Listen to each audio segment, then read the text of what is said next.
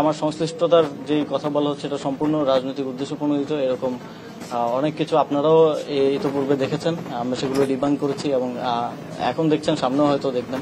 আপনি নিশ্চয়ই অবগত হয়েছেন একজন তার নিজস্ব বক্তব্যে চাঁদাবাজির ঘটনায় আপনার নাম জড়িয়েছে, এই বিষয়ে আপনারা আসলে প্রথমত হচ্ছে এই বিষয়টা এখনো তদন্ত চলছে, যেহেতু ইনভেস্টিগেশন চলছে, এটা নিয়ে মন্তব্য করাটা উচিত না। তারপর যেহেতু আমার নাম স্পেসিফিকলি সেখানে এসেছে এবং এই নামটা আসার পর আমি একরকম অবাকই হই।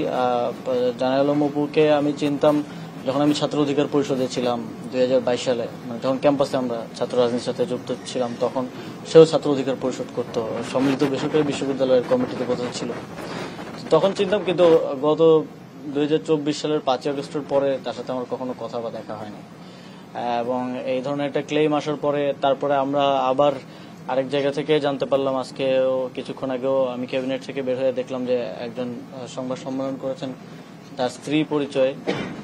আমি খোঁজ নেওয়ার চেষ্টা করছি যে আসলে কি ঘটনা, তবে তিনি সেখানে দাবি করেছেন যে অপুকে গুম করে নিয়ে এই স্টেটমেন্ট আদায় করা হয়েছে জোরপূর্বক। যদি এরকম কিছু হয়ে থাকে এটা আসলেই অত্যন্ত শঙ্কাজনক। 5ই আগস্টের পরের বাংলাদেশে আমরা যদি আবারও আগের মতো, এটা আসলে ঢাকা বিশ্ববিদ্যালয়ের গেস্ট রুম হতো, আপনারা জানেন আমাদের এখানে আয়নাঘর ছিল যেগুলো 5ই আগস্টের গণঅভ্যুত্থানের ফলে এখন অকার্যকর, সেই প্র্যাকটিসের দিকে আমরা যাচ্ছি কিনা এটাও একটা শঙ্কার বিষয়।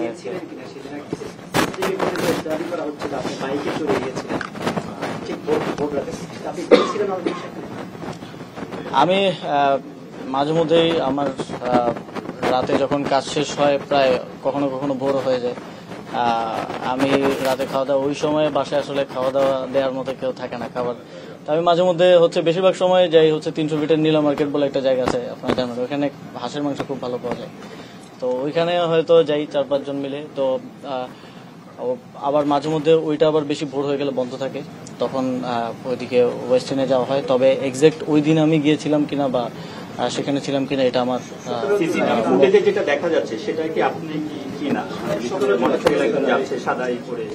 এখন দেখেন সিসিটিভি ফুটেজে হেলমেট পরা যে কাউকে যদি আমাকে বলে দাবি করা হয়, এটা কতটুকু আসলে বিশ্বাসযোগ্য বা কতটুকু, আমি এই বিষয়ে আর বেশি কিছু বলতে চাই না, কারণ এটা তদন্তের অধীনে একটা বিষয়, যেহেতু তারপরে অনেক কিছু বললাম, কারণ আমার বিষয়ে যেহেতু এলিগেশন আসছে আমি সেজন্য বললাম আর কি।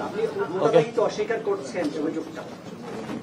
হ্যাঁ, এর সাথে ভাই আমার কোনো ধরনের সম্পৃক্ততা নাই এবং আমার মনে হয় না এখনো কেউ এরকম কোনো প্রমাণ দিতে পেরেছেন আমার সম্পৃক্ততা আছে। বরং আরো যা সাক্ষাৎকার নেওয়া হয়েছে, এই সাক্ষাৎকারটা একজন রাজনৈতিক নেতার বাসায় একজনকে জোরপূর্বক নেওয়া হয়েছে বলে যে অভিযোগ এসেছে, এটাও অত্যন্ত গুরুতর একটা অভিযোগ এবং সেটা পরিবারের দিক থেকে এসেছে, যথেষ্ট রিলায়েবলও এখন পর্যন্ত মনে হচ্ছে। তো এর সাথে যে আমার সংশ্লিষ্টতার যে কথা বলা হচ্ছে এটা সম্পূর্ণ রাজনৈতিক উদ্দেশ্য প্রণোদিত। এরকম অনেক কিছু আপনারাও ইতিপূর্বে দেখেছেন, আমরা সেগুলো ডিবাঙ্ক করেছি এবং এখন দেখছেন, সামনেও হয়তো দেখবেন।